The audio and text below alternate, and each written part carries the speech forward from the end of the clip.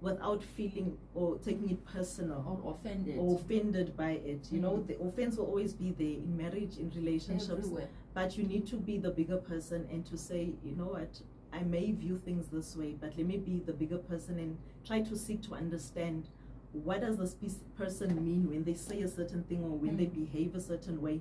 Where is that behavior coming from? And that will help you also to assist them to try to deal with whatever challenges that they are going through.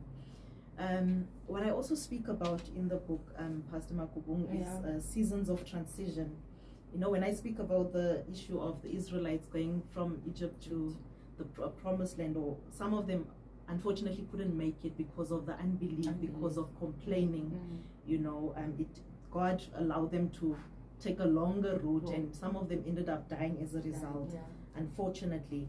And you know, a season of transition, it's a season where, like with Abraham at age 75, that was when God told him to leave where he was to go to where God was taking him to. You know, it's just to depict that at any age God can give you a brand new start. And I think for me, that is the lesson that I learned out of the things that I had gone through. I was disobedient in terms of certain things, like this book. It took so long to come out because of fear. I was so fearful. Who's going to buy the book? Those were the questions I was asking myself. What do I have to say? You know, I looked so down on myself, lack of confidence. Who's going to believe in me? Who's going to believe in me? You know, that was my mindset. But I needed to deal with the mindset. You know, and that's where I got to understand the scripture that says that you need to love God with your heart, your mind, and your soul. Because if your mind can't conceive it, your heart will not be able to believe it, and you won't be able to manifest that life that God has called you to live. So the mind, it's a battlefield. You need to win the war in the mind first. So for me, it happened later in life, but I thank God that it happened. It may have been delayed, but I was never denied, you know, to experience the goodness of God in the land of the living. So with that comes, you know, exposure to your brokenness. You know, when you realize that there are certain things that I need to deal with, the mental capacity, the emotional intelligence, the brokenness. You know, a lot of people are afraid to be vulnerable.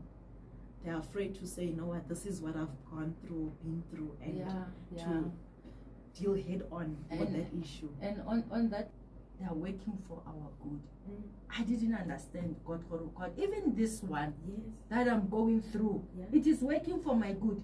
Even in the abuse that I'm in, Lord, it is working for my good.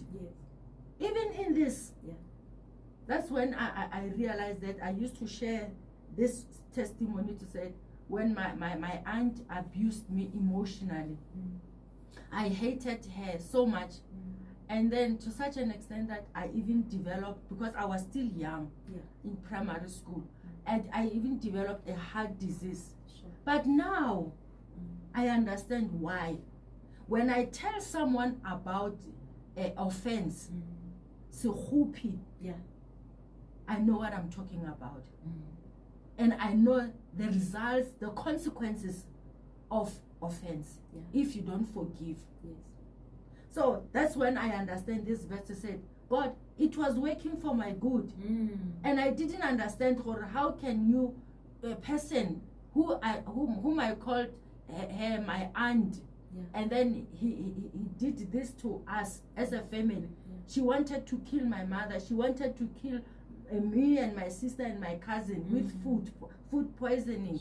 But you are still saying it is working for my good. That's when I realized that because I didn't die, we didn't die, all of us.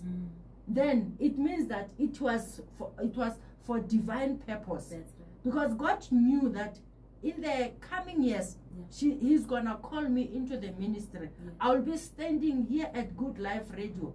I will be standing in the pulpit somewhere, in the stages somewhere. And then comforting and healing and delivering people from the same thing that I went through while I was still young. And during that time, there was no way I was going to defend myself because I was young. You know, when I was telling my mother was afraid to face her sister-in-law.